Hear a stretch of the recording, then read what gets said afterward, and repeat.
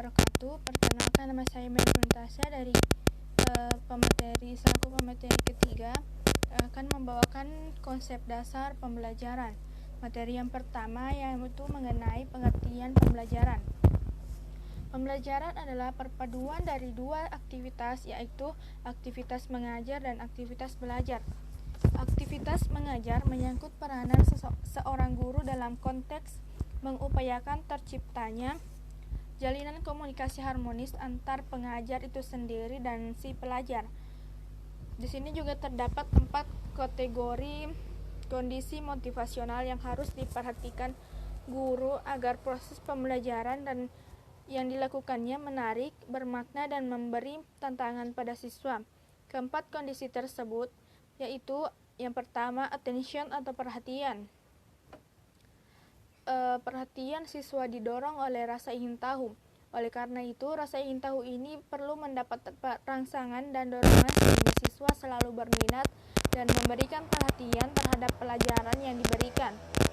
Untuk menunjang hal tersebut, guru perlu memberikan inovasi dan variasi dalam memberikan pelajaran.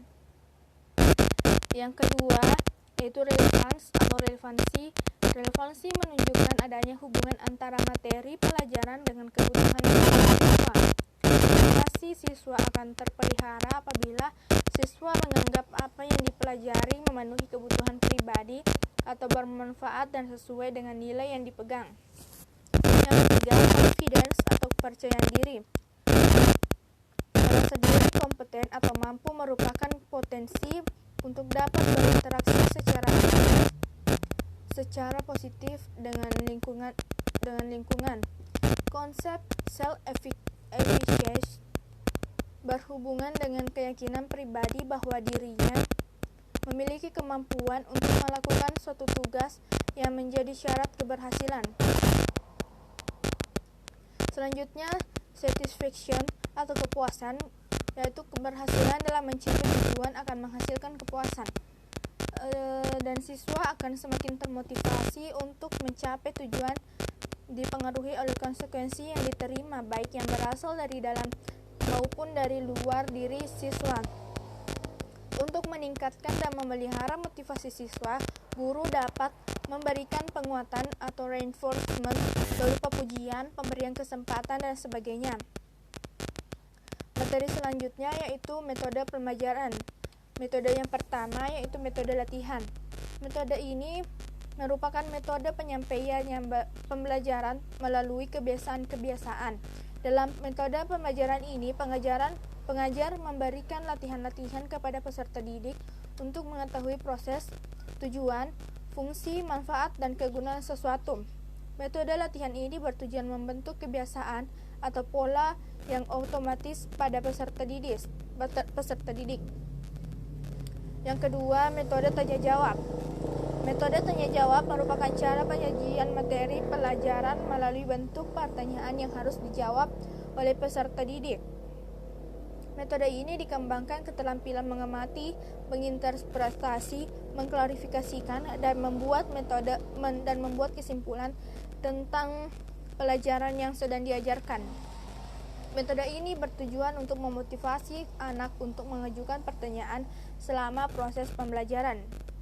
Selanjutnya, metode karya wisata. Metode ini mengajarkan dengan mengajak peserta didik mengunjungi suatu objek guna memperluas pengetahuan, dan selanjutnya peserta didik membuat laporan dan mendiskusikan serta membukukan hasil kunjungan tersebut dengan didampingi oleh pendidik. Selanjutnya, metode demonstrasi. Metode demonstrasi merupakan metode pembelajaran yang sangat efektif untuk menolong siswa mencari jawaban atas pertanyaan seperti bagaimana cara mengaturnya, bagaimana proses bekerjanya, bagaimana proses mengerjakannya. Demonstrasi sebagai metode pembelajaran adalah bila mana seorang guru atau seorang demonstrator atau orang luar yang sengaja diminta atau seorang siswa yang memperlihatkan kepada seluruh kelas suatu proses, misalnya pekerjaannya suatu alat mencuci otomatis, cara membuat kue, dan sebagainya. Adapun kelebihan metode demonstrasi, yang pertama, perhatian siswa dapat lebih dipusatkan. Yang Yang kedua, proses belajar siswa lebih terarah pada materi yang sedang dipelajari. Yang ketiga, pengalaman dan kesan sebagai hasil pembelajaran lebih melekat dalam diri siswa. Adapun kelemahan metode demonstrasi, yang pertama, siswa kadangkala sukar melihat dengan jelas benda yang diperagakan. Yang kedua, tidak semua benda dapat didemonstrasikan. Yang ketiga, sukar dimengerti jika didemonstrasikan oleh pengajar yang kurang menguasai apa yang didemonstrasikannya. Selanjutnya, metode sosiodrama. Metode ini menampilkan simbol-simbol atau peralatan yang menggantikan proses kejadian atau benda yang sebenarnya. Metode ini adalah suatu cara penguasaan bahan pelajaran melalui pengembangan dan penghayatan anak didik. Metode yang melibatkan interaksi antara dua siswa atau lebih tentang suatu topik atau situasi. Siswa melakukan peran masing-masing sesuai dengan tokoh yang ia lakoni. Mereka berinteraksi sesama mereka. Selanjutnya, metode bermain peran. Metode bermain peran adalah metode yang mengajarkan pembelajaran melalui pengembangan imajinasi dan penghayatan anak didik dengan cara memerankan suatu tokoh. Dalam metode ini dapat mengembangkan penghayatan, tanggung jawab, dan keterampilan dalam memaknai materi yang dipelajari. Metode selanjutnya, metode diskusi. Muhyiddin Syah mendefinisikan bahwa metode diskusi adalah metode mengajar yang sangat erat hubungannya dengan memecahkan masalah atau problem solving. Metode ini lazim juga disebut dengan diskusi kelompok atau group discussion, dan resitasi bersama atau social recitation. Metode diskusi adalah metode pembelajaran yang menghadapkan siswa pada suatu permasalahan. Tujuan utama metode ini adalah untuk memecahkan suatu permasalahan, menjawab pertanyaan, menambah dan memahami pengetahuan siswa, serta untuk membuat suatu keputusan. Adapun kelebihan metode diskusi, yaitu yang pertama, metode diskusi dapat merangsang siswa untuk lebih kreatif, khususnya dalam memberikan gagasan dan ide-ide. Yang kedua, dapat melatih untuk membiasakan diri bertukar pikiran dalam mengatasi setiap masalah. Yang ketiga, dapat melatih siswa untuk dapat mengemukakan pendapat atau gagasan secara verbal. Di samping itu, diskusi juga bisa melatih siswa untuk menghargai pendapat orang lain. Selanjutnya, kelemahan metode diskusi. Yang pertama, sering terjadi pembicaraan dalam diskusi dikuasai oleh 2 atau 3 orang siswa yang memiliki keterampilan berbicara. Yang kedua, kadang-kadang pembahasan dalam diskusi meluas sehingga kesimpulan menjadi kabur. Yang ketiga, memerlukan waktu yang cukup panjang yang kadang-kadang tidak sesuai dengan yang direncanakan. Yang keempat, dalam diskusi sering terjadi perbedaan pendapat yang bersifat emosional yang tidak terkontrol. Akibatnya, kadang-kadang ada pihak yang merasa tersinggung sehingga dapat mengganggu proses pembelajaran. Metode selanjutnya yaitu metode pemberian tugas dan resitasi.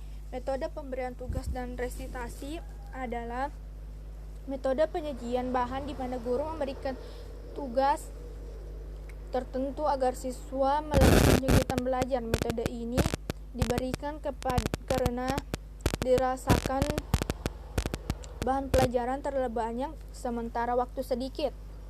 Metode pemberian tugas ini adalah cara dalam proses belajar mengajar dengan jalan memberikan tugas kepada siswa.